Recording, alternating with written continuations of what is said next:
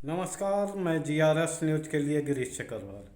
आज के इस ब्लॉग में मैं कुछ समाचार की ऐसी कतरनों से इस ब्लॉग की शुरुआत करूंगा जो कि पीड़ादायक हैं और दुखद भी। हाथरस की एक घटना जिसमें कि प्रवचन के दौरान भगदड़ मचने से करीब 27 लोगों की मौत की खबर है और सैकड़ों लोग घायल हुए हैं।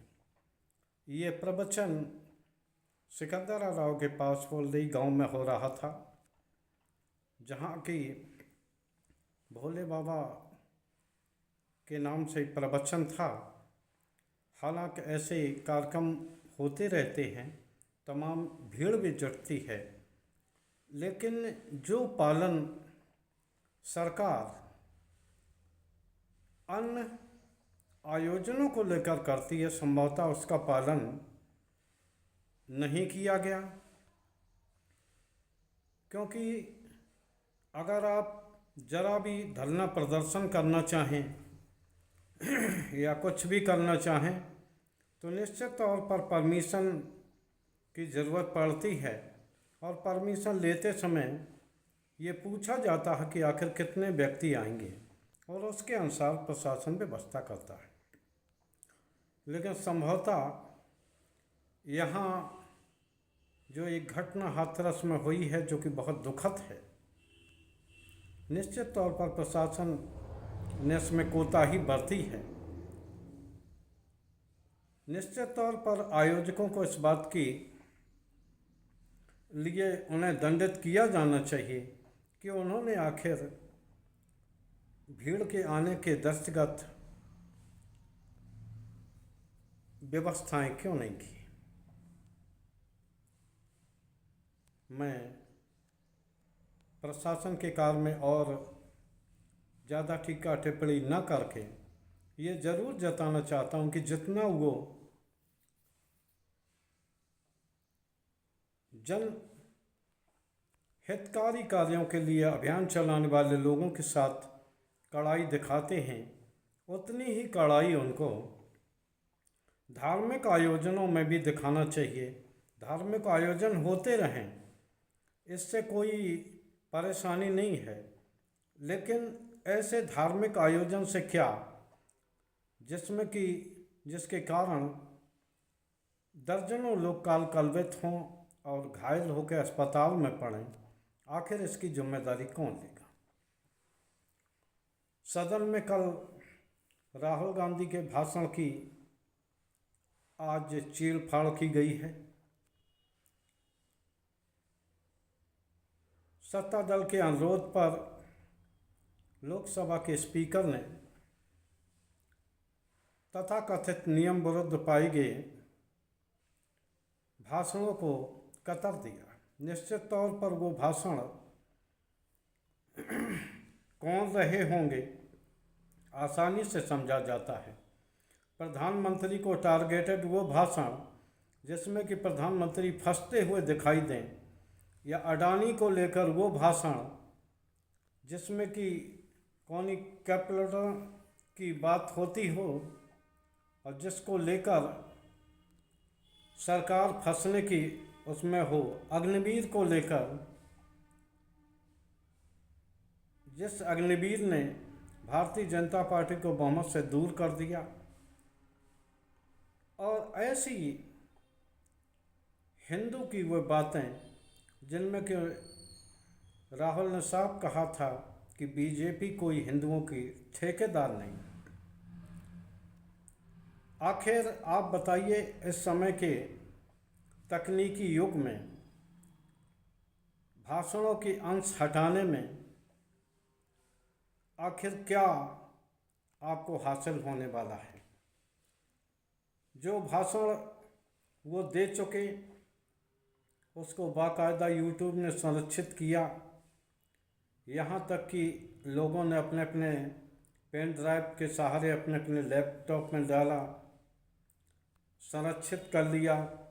समाचार माध्यमों ने संरक्षित किया, यहाँ तक कि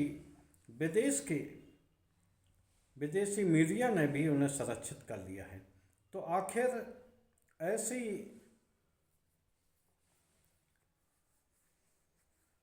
मुद्दों को लोकसभा की कार्रवाई से हटाने में ये तो वही बात हुई कि जैसे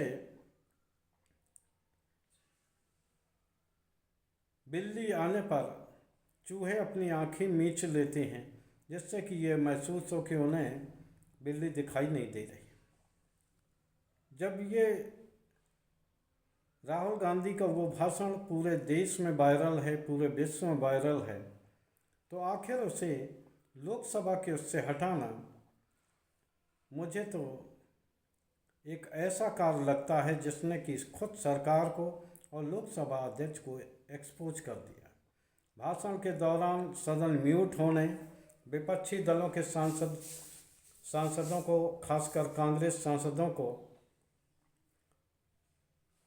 बोलने के दौरान हो हल्ला करने, पीठासीन अधिकारियों द्वारा उन्हें बात बात पर उनके समय के दौरान टोका टोकी करने जैसे आरोप आम थे ही, जो कल और लगभग 6-7 दिन की कार्रवाई में देखे भी गए।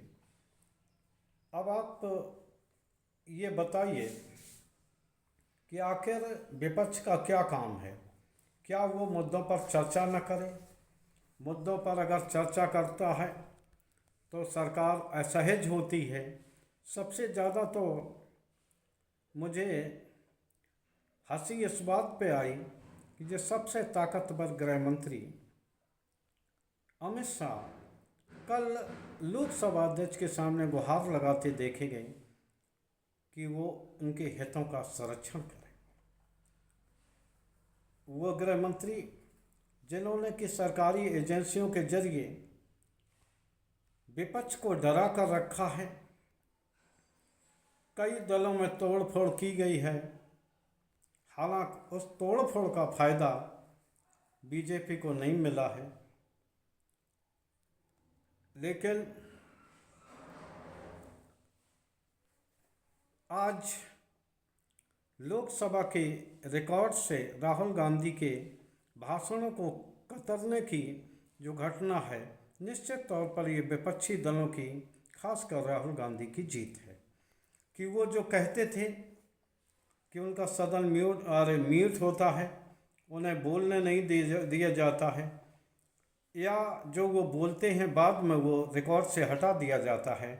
पूरे देश ने, यहाँ तक कि विश्व ने देखा कि किस प्रकार प्रधानमंत्री के खिलाफ बोलने पर भाषणों को अलग अलग कर दिया जाता है, उनकी कटाई छटाई की जाती है। प्रधानमंत्री मोदी, जब मैं ये ब्लॉग कर रहा हूँ, सदन में धन्यवाद प्रस्ताव पर अपना भाषण दे रहे हैं। निश्चित तौर पर प्रधानमंत्री का अंतिम भाषण होता है और वो 21 घंटे की जो बहुत बहस स्वीकृत हुई थी, उस पर वो ऐसी आशा की जाती थी कि वो जवाब देंगे, लेकिन वो अपने भाषण में फिर उसी कांग्रेस के खोल के पीछे छिपते हुए दिखाई दिए।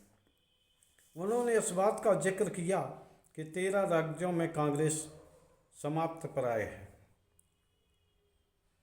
उन्होंने ये नहीं बताया कि भारतीय जनता पार्टी कितने राज्यों में उसका खाता भी नहीं खुला है। उन्होंने 99 सीटें पाने पर कांग्रेस की खिल्ली उड़ाई और उनके जोश को ये कह के किया कि ये चुनाव हारने के बावजूद भी प्रसाद बांटते हुए घूम रहे, यानी कि उत्सव मनाते हुए घूम रहे। तो क्या प्रधानमंत्री बताएंगे कि 2024 का जो परिणाम आया है, प्रधानमंत्री जी, वो क्या संदेश लेकर आया है?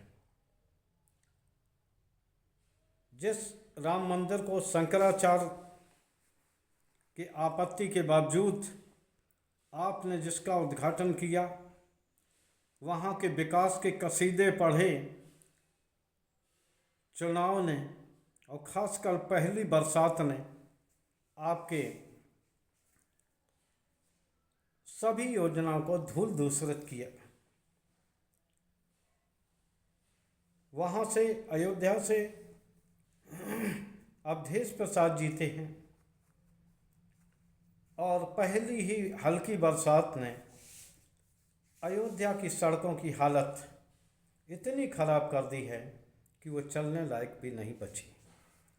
रेलवे स्टेशन की बाउंड्री भी गिरी है। यहाँ तक खबर आ रही थी कि गर्भगृह में पानी भी छू रहा था। खैर, मैं इसमें विस्तृत नहीं जानना चाहता।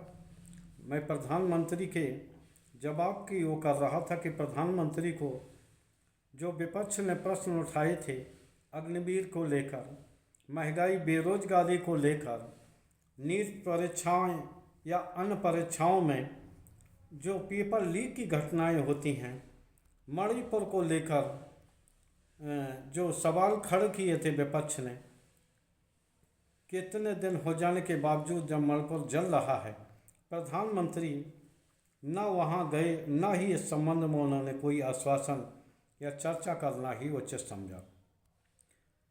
जब भी कोई सरकार फंसने में होती है तो वो कांग्रेस की आड़ लेती है और ये ढूंढ लाती है कि ऐसा नेहरू काल में भी हुआ था।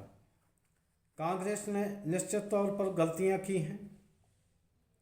आपातकाल उसमें एक गलती थी जिसकी आलोचना हुई, यहाँ तक कि कांग्रेस चुनाव हारी। आपातकाल के बाद भी चुनाव जीती, तो क्या माना जाए, क्या वो आपातकाल सही था? जैसे कि भारतीय जनता पार्टी की स्ट्रेटजी है कि वो कुछ भी हो जाए, अरे आपने मुद्दे उठाए थे लेकिन हमने चुनाव तो जीत लिया। चुनाव जीतना क्या मुद्दा विहीन हो जाना है?